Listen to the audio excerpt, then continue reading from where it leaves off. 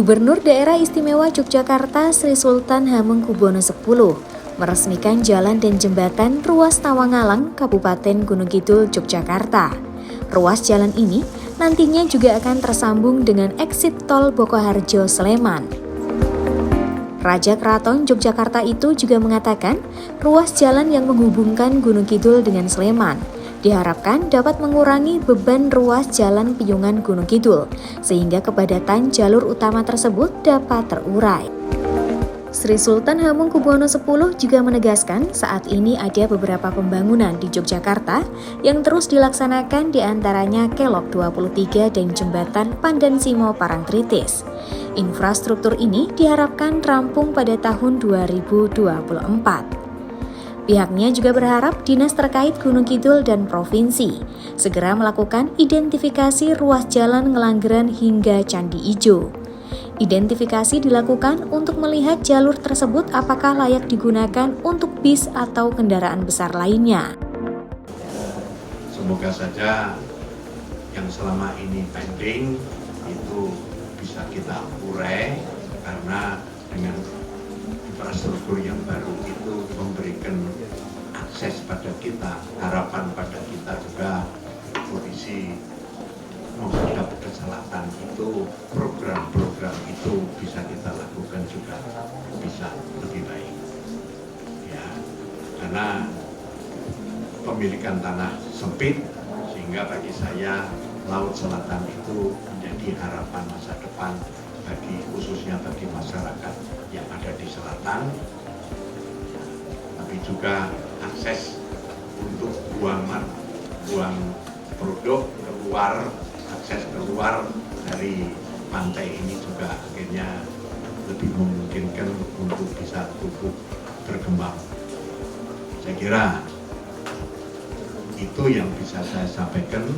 Semoga kita tidak menunda-nunda lagi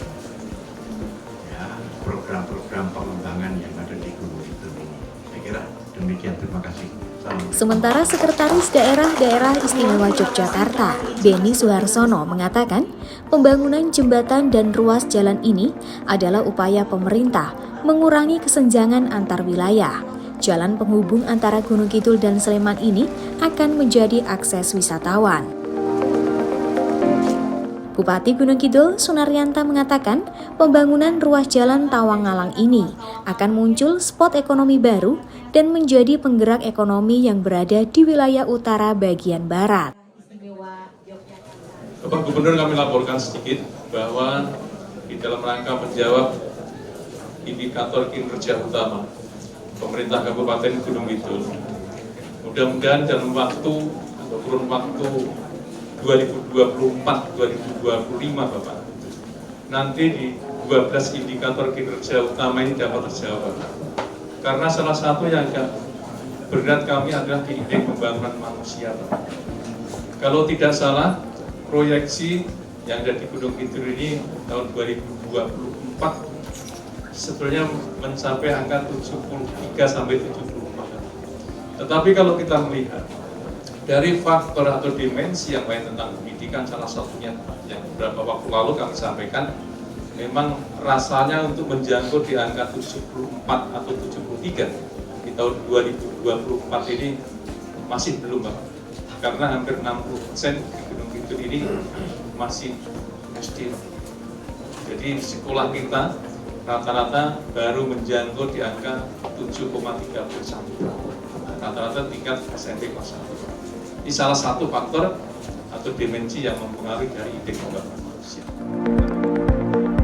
Ya, tapi juga harapan saya DJLS yang ada di selatan itu menjadi suatu kawasan baru yang bisa ditumbuhkan dari produk pantai maupun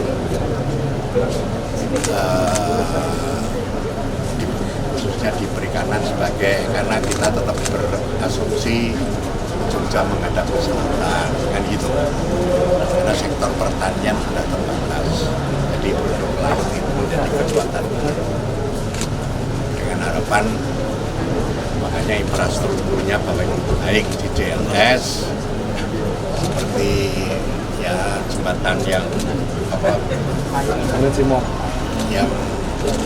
yang baru dibangun sekarang di Bantul dan sebagainya menjadi kekuatan baru. Nah sekarang kita nanti bicaranya koordinasinya sama kabupaten ya seperti ini kan lewatinya kan 11 kawasan wisata, bagaimana mereka punya akses yang bisa lebih cepat dikunjungi, tapi bagaimana itu tidak stuck gitu. Dalam arti untuk lapasan bis yang bisa, tempat parkir yang cukup gitu. Jadi nanti ini dengan demikian harapan saya turis-turis itu makin nyaman masuk ke Jogja. Demikian, Dak Sinarga TV mengabarkan.